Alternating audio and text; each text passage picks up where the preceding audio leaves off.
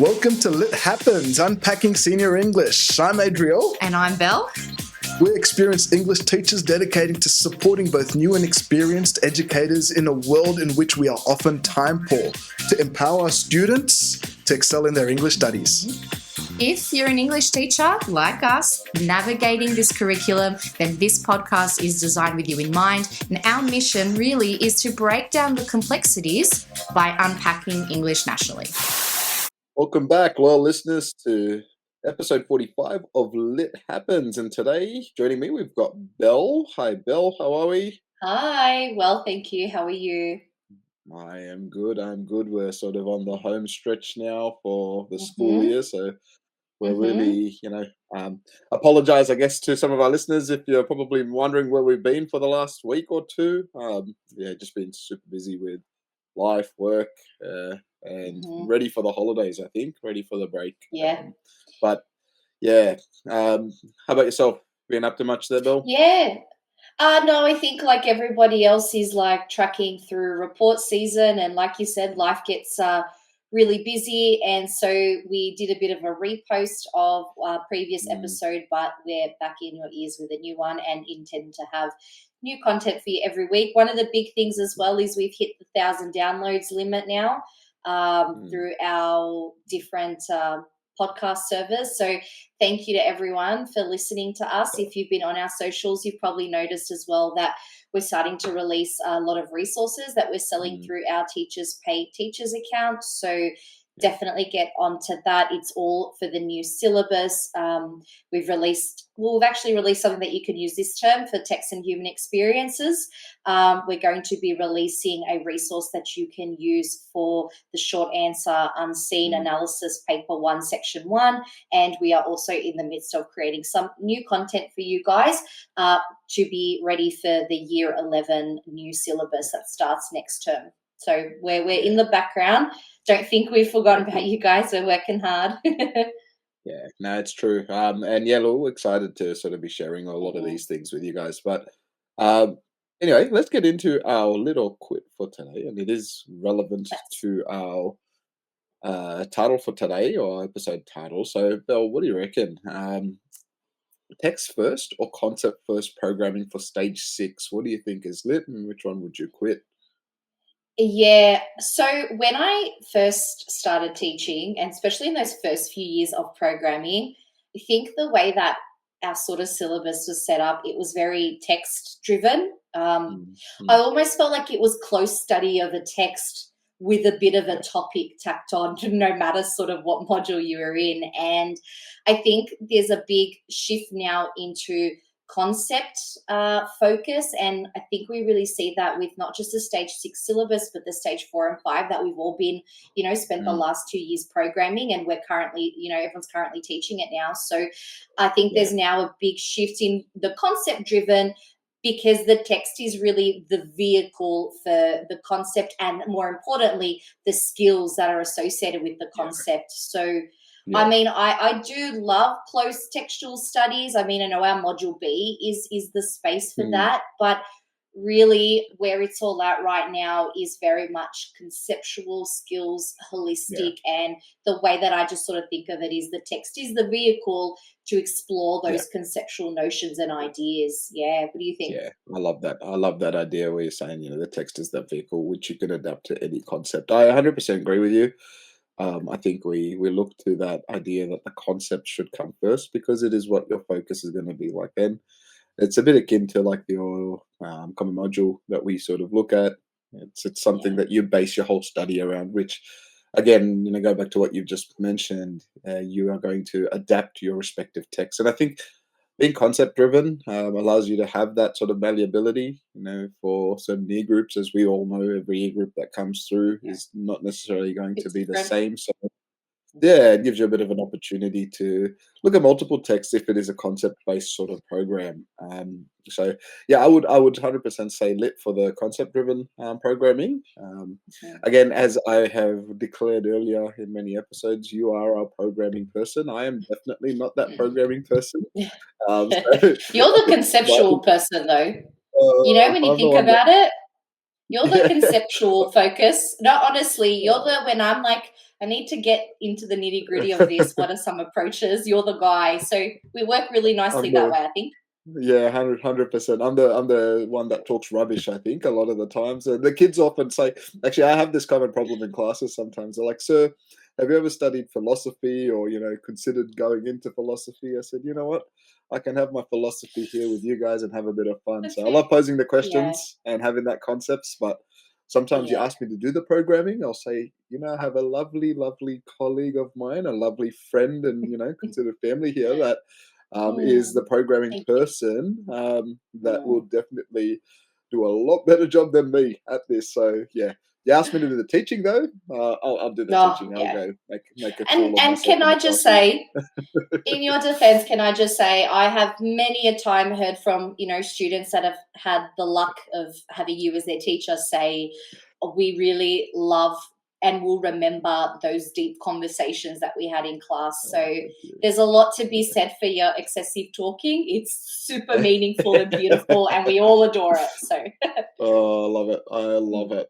No, that's awesome. That's awesome. And again, I apologize also to our listeners if I am a little bit crazy in terms of the way I'm talking.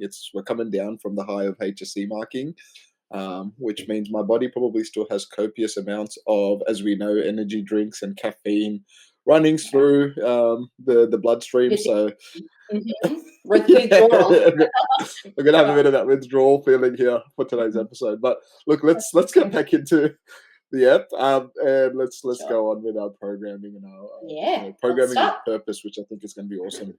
So let's have a look at this first area here, which we're going to sort of deconstruct here for our spell.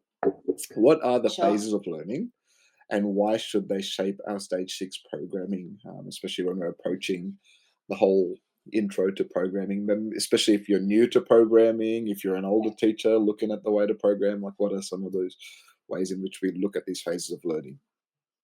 Yeah, definitely. So the phases of learning, you would be really familiar with them if you have been looking at all the new syllabus and planning documents that the department and the English curriculum team has put together to support Mm, teachers as best as they can with the mammoth task of programming.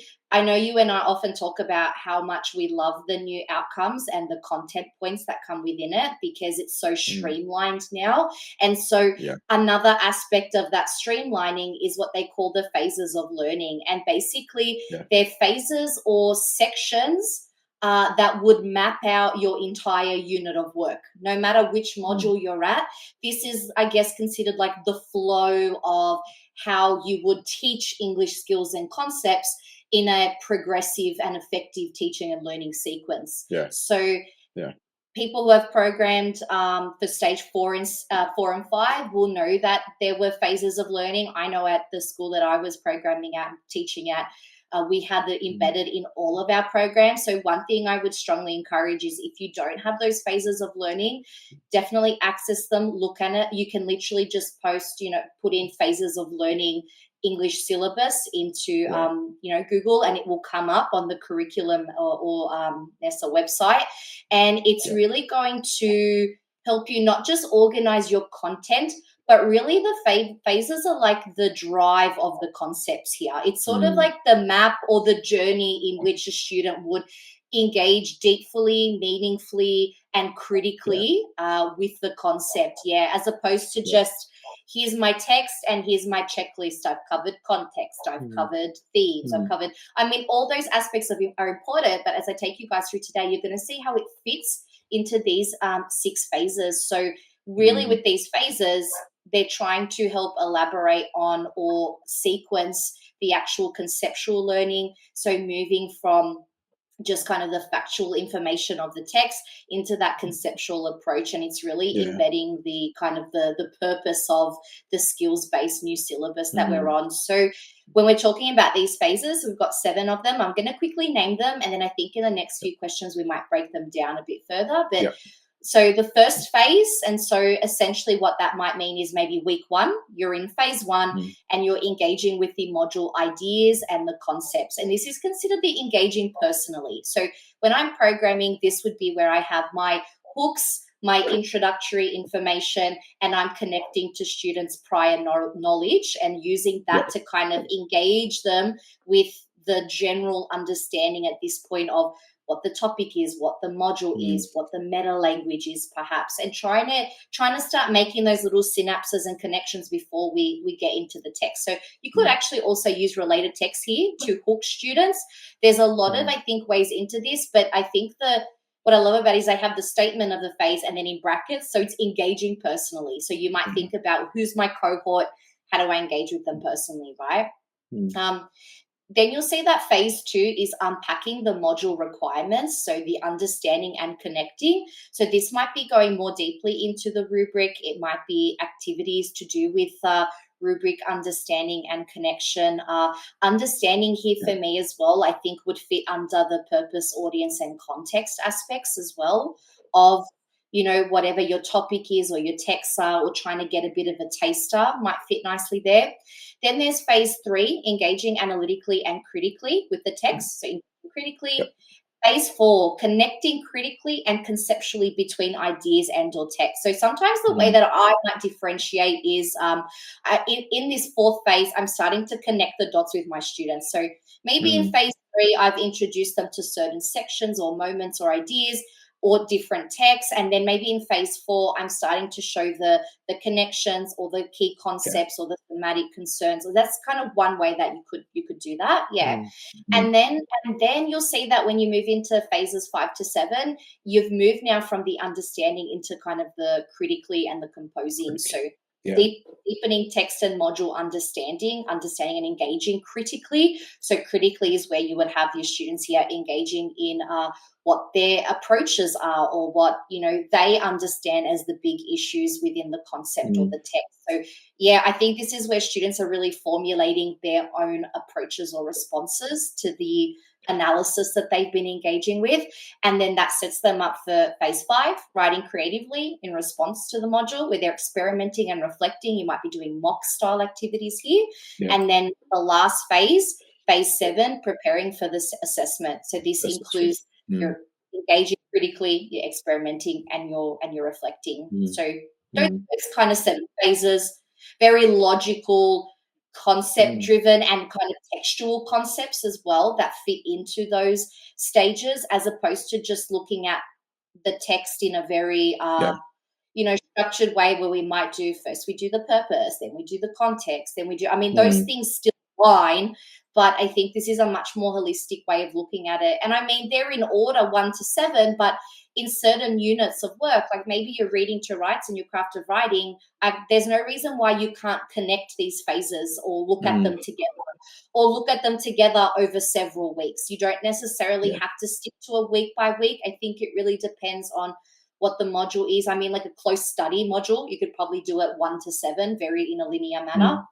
And then your other modules, you might be doing phases 1 and 2 together, or 2 and 4 together, or 4. Like you do have a lot of flexibility, and I think that's why they call them phases and not kind of like weeks. And then you could always map out where those phases, if you know that you've got 9 weeks to go or 9 weeks to do that unit, you could map them out across those 9 weeks. Yeah, I like that idea. It's those phases as opposed to the weeks. Look, and you probably will have teachers that will want to go into the week by week. What do we do? But it's about embedding those phases into those weeks. I think the phases, like you just said, are a logical sequence in terms of the skills that are being addressed. And thank you. You really have covered that quite well. I don't really have too much more to add. This is why. We continue to go to you for all things programming. But look, let's move into our second question here then, Bill. Sure. So we've gone through like those phases there. How do we engage and orient students with these sorts of phases, the concepts, before our analysis begins? Yeah, good question. So the engaging and the orienting really happens in those first 2 phases of the sequence here, because phase 1 is that engaging personally. So this is where, you as a teacher programming might think of, well, what are the module ideas and concepts that I'm targeting here? So if I'm doing, text and human experience, which key notions or experiences or tensions or inconsistencies or what have you, which of Mm. those am I planning to target? And then you might be thinking of how can I get students to engage on a personal level with them.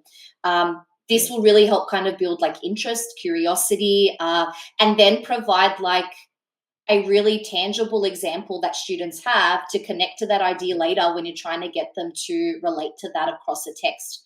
So this Mm. is even nice to do like reflection activities with your students, or what would you do or would you rather, or giving them like scenario activities to work with. That works really good here. Yeah. It just kind of gets the students engaged personally, so they have more of a connection initially with the topic Mm. that you're going to be moving into before you get into the here's the analysis bang. Now, I know Yeah. that time limits often restrict us, but look, Mm. maybe you're engaging personally is a couple of lessons, and within those lessons, you might also start introducing your core text. There is nothing wrong with doing that. As long as I think you're hitting the phases, and you're covering that, then that's well done too. So Mm. in this Yeah. one as well, I think the other important thing of engaging personally, it really connects your students as a class. So in Yeah. engaging personally, I would really encourage pair work, group work, and whole class Mm. discussion, because I think Mm. it's that really, if they're engaging personally, they're starting to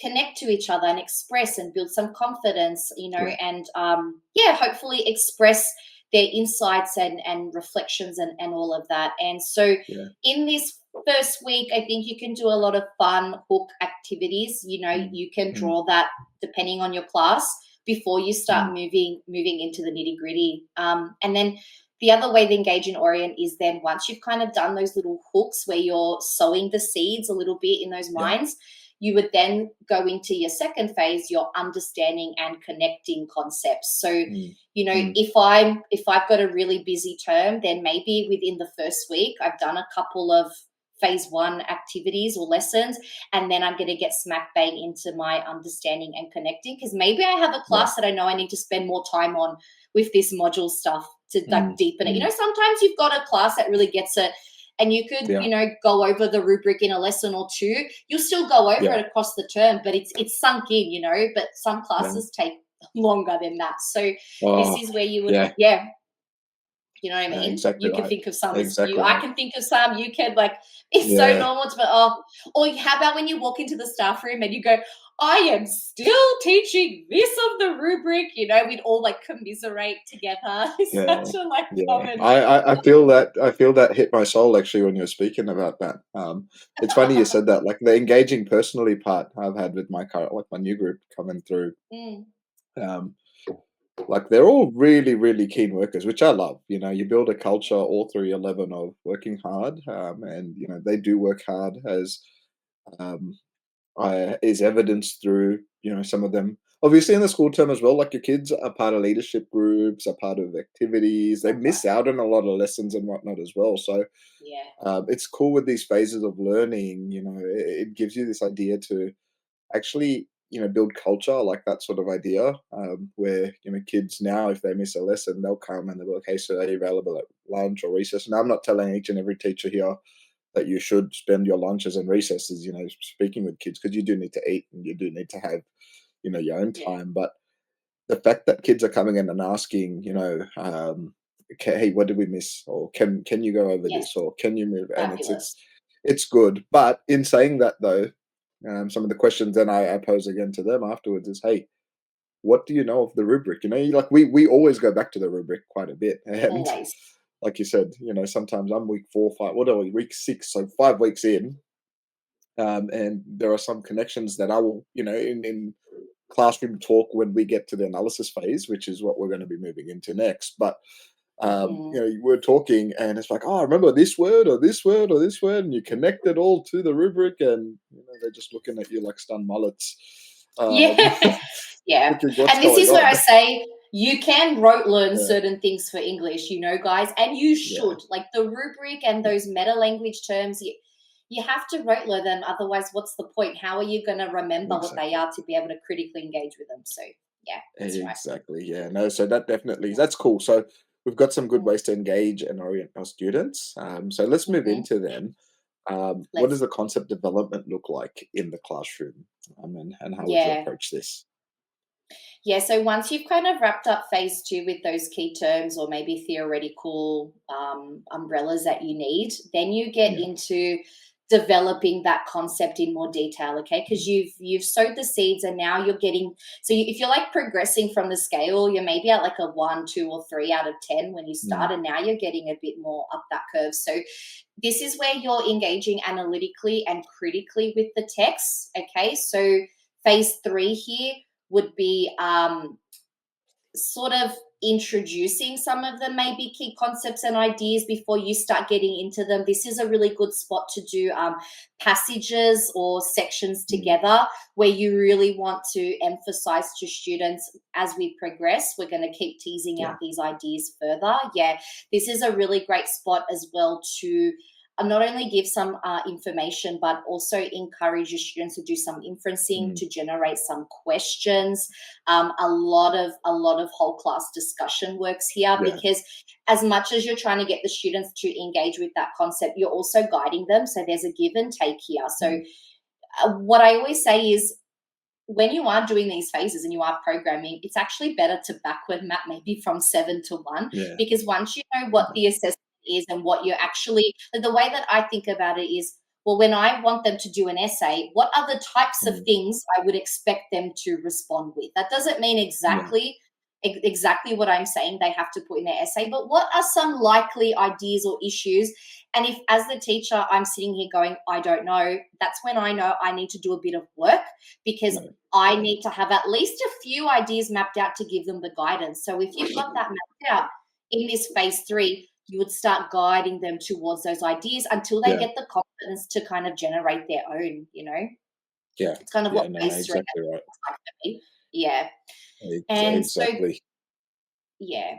Then to wrap that up, so then we would move into phase 4 and 5, and this is where we're getting deeper into our analysis here. So phase 4 is connecting critically and conceptually between the ideas and the text. So now you're making the connections between what were the passages or ideas we were exploring and how are they really connecting to Mm, the core conceptual ideas of this module, you know. So maybe yeah. you've looked at some, let's say, core experiences or thematic issues in, I don't know, Merchant of Venice, but now, as you'll get, well, you won't be doing Merchant of Venice, I guess, because that's no longer on the prescription. So a new text and human experience text.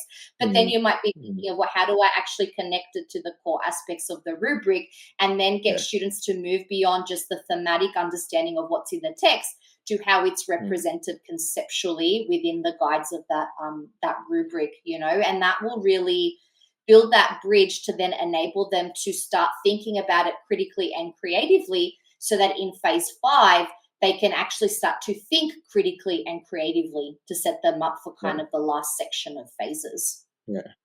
I just add there personally, I think it's a travesty that Merchant of Venice is no longer one of the core Ditto, texts. ditto. It's yeah, R.I.P. Merchant.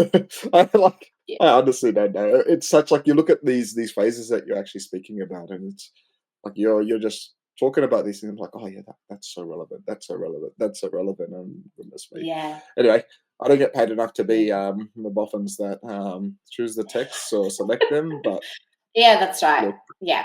Way above our um, pay grade. Mm. who knows what Shakespeare's thinking? Um, anyway, keep going, Bill. I just have to throw that Yeah, 2 no, cents you're in. good.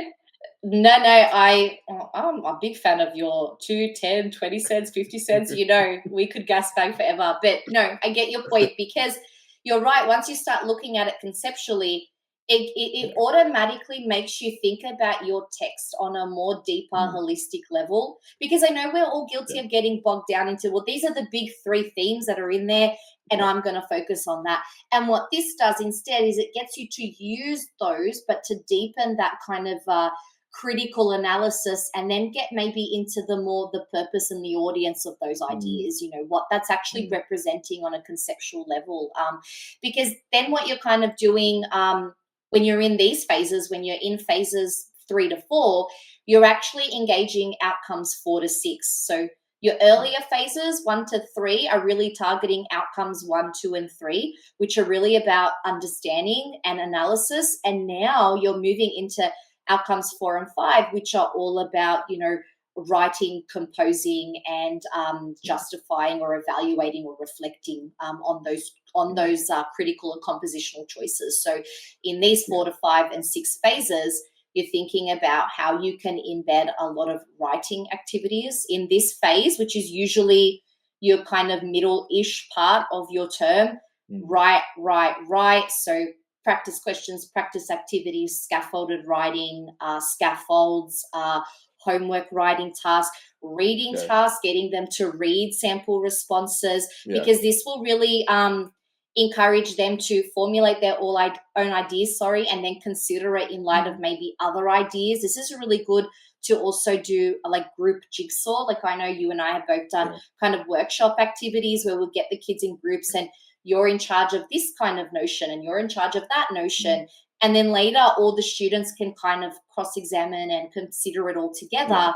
But it's really allowing students to have their own thoughts, consider the thoughts of others to then hopefully deepen what they're going to eventually respond with when we move into those last 2 phases.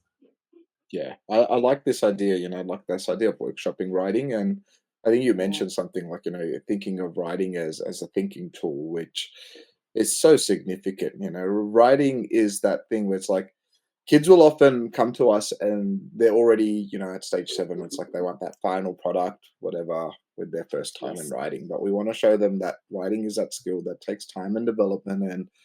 And you probably saw the big smile if you are on YouTube watching. Because my last year 12 group that has just finished did like a little video skit of, the way Mr. Mandy teaches in the classroom. And it was legitimately, all they wanted me to say was, "Sir, all you say is practice, practice, practice, right." And you're not wrong. Just That's mentioned so this sweet. terms, and I just sort of had that little flashback there. But it's significant. It's everything. Even it's me, everything.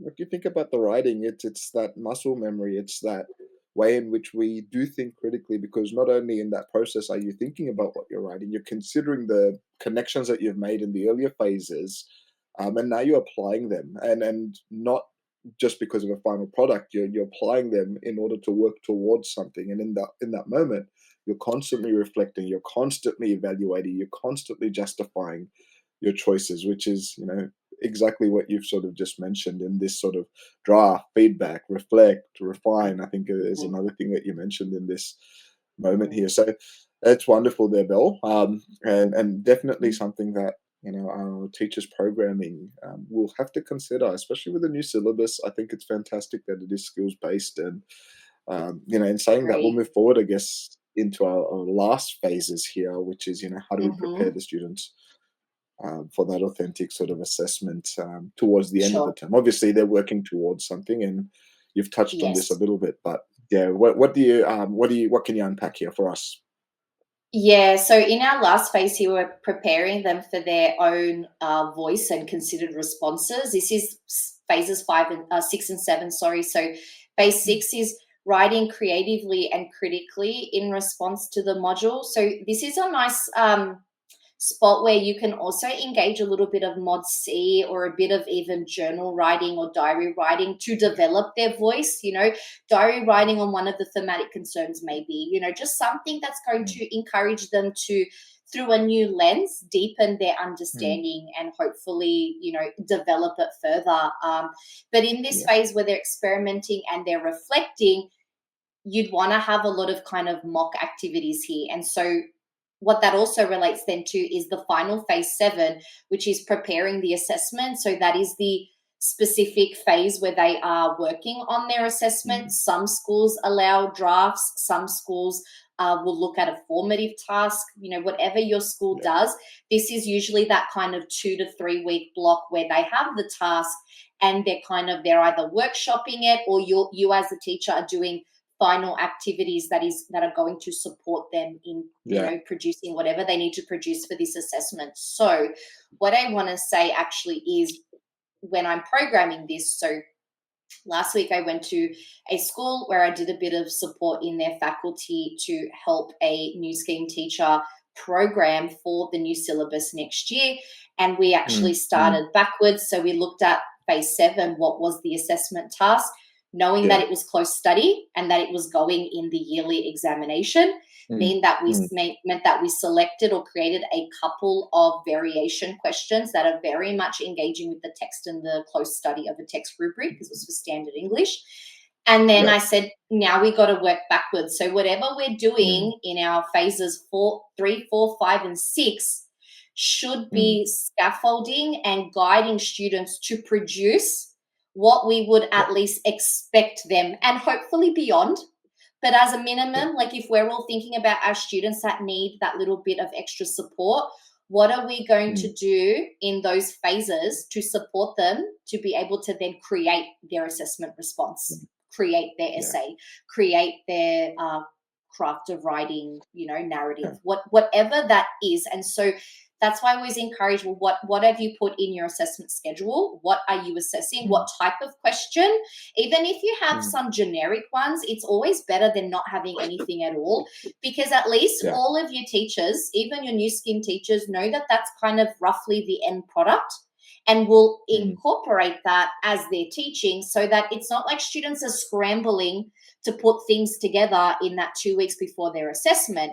They should actually, if they've been working alongside with you, doing hard work, just as Yeah. you've been doing hard work for them, they should be able to look at their work and their little formative task and all their writing tasks and see how they can actually use that in some way to produce whatever Mm. is in their final assessment. Yeah, so Mm. this, Mm. I think, is really important in phase 6 and 7. This is all about the process of getting to the Yeah. assessment, and the assessment not on maybe how back to front they know their text, although that is a component, but it's on the skills. So Yeah. whatever skill you're assessing here, if you're module B and you're assessing critical writing and critical analysis and perhaps Yeah. evaluation, if you're in an advanced cohort, you need to be Mm. thinking, how can my activities in phases, particularly 4, 5, and 6, support the student to be able to do that Yeah. in their assessment tasks? And so I think that's the biggest thing. You want to prepare them for the assessment. You can't just look at the assessment as that 2-week block or that only one piece that they respond to. Mm. Preparing them for Mm. assessment is actually a 4, 5, 6, 7 whole term process, because you have Yeah. backward mapped from the skills going to your outcomes, and I'll talk about outcomes and content in a moment, but you have backward mapped it, and so everything is logical and building. You're progressing their skills as they go, Mm. and they are hopefully Mm. working with you and developing their skills alongside. Yeah. Yeah. It's a holistic approach, isn't it? Yeah. And you were saying a little bit more about the outcomes there as well. Like, how would you Yeah, go about that?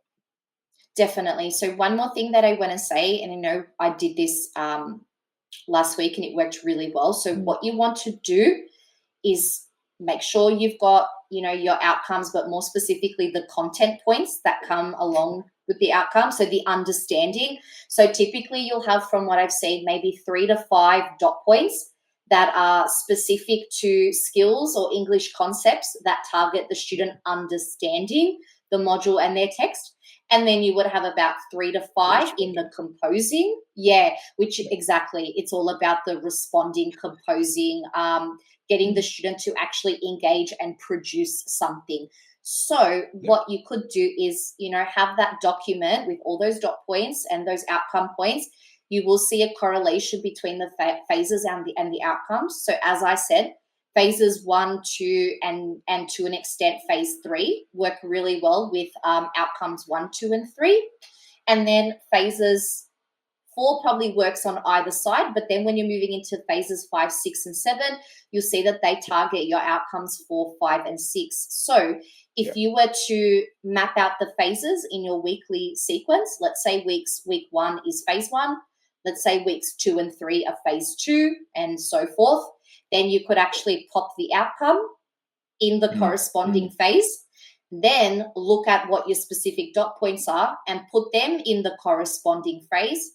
So Yeah. if the content point says something like analyzing the representation of values or meaning, you'd probably put that more in like a week 3 or a 4, for example. Yeah. And so once Yeah. you've plotted all that, then you look at those content points and you go, I need to make activities that correspond with that dot point Yeah. through the vehicle of my specific text. And I think that's how you go about doing that overall mapping. And then you go into either specific activities or perhaps specific lessons, depending on Mm, how your school does it, or specific yeah. resources. But yeah, Yeah. there's I love that. that's a very Yeah. deliberate correlation, I think. So thank you, Yeah. NESA English curriculum people. That is ace. No, I love that, Bill. I'll definitely be taking that on board as I do a bit of programming to wind the term down as Amazing. well. So, Great. we love the insight that you've provided, and hopefully, this insight does help our listeners here when it does come to programming. And as we have mentioned previously, earlier on in the episode, we do have a few resources coming out for our listeners. That Bell has been diligently working away on that will hopefully help alleviate some of the stresses, because it is very stressful. We still know that you guys are, if you just started teaching year 12, Of course. that's stressful. You've got this first assessment task already coming up. And then on Yeah. top of that, you're programming for the new Yeah. syllabus And coming you're in doing next year, reports. Yeah. and Yeah. reports and marking for junior grades and doing formals if you're advisors, or socials Yeah. or dinners or whatever you want to call them. So we know it's a busy time. Bill is working on a few things and definitely has provided some great insight, which I'm definitely going to take on board into my Pleasure. programming, because we know how much I love programming. Um, but we absolutely love the insight that you have provided today, Bill. Thank you so Thank much you. for just Absolute everything pleasure. that you've done, and it's been Yeah. I awesome. hope it And again, saves we'll say, saves a lot of people some time. yeah, Mm. yeah, and again, we'll say to our listeners, if you have any questions, just email in or comment on each of our episodes, either on YouTube or wherever you're listening, on our socials, and we'll try and get back to you as soon as possible. I know I've had a few people come up and actually talk to me in person, ask about different things, and we love the discourse. I think that's so important, because let's be honest, we just love a good yarn. We're doing this to help teachers, and we do also enjoy just speaking all things English. Really, Yeah, it we is a really great do. KLA. It's an Mm. essential KLA for all of our students. So, look, guys, continue to support us by liking, subscribing, sharing this around, sharing the voices around for people that might be programming at this time. So hopefully it gives a little bit of an insight. It's an easy listen on your way to work, or if you Mm. are, working through it, just have it on in your ears, as we do talk through a few of these different elements in regards to the phases and programming with purpose. So thank you once again for listening to us. We will be back nice and refreshed and ready next week for another episode, Hmm. ready to have our yarn. So thank you once again, Belle. Thank you to our loyal Pleasure. listeners, and we will see you guys next week. Bye.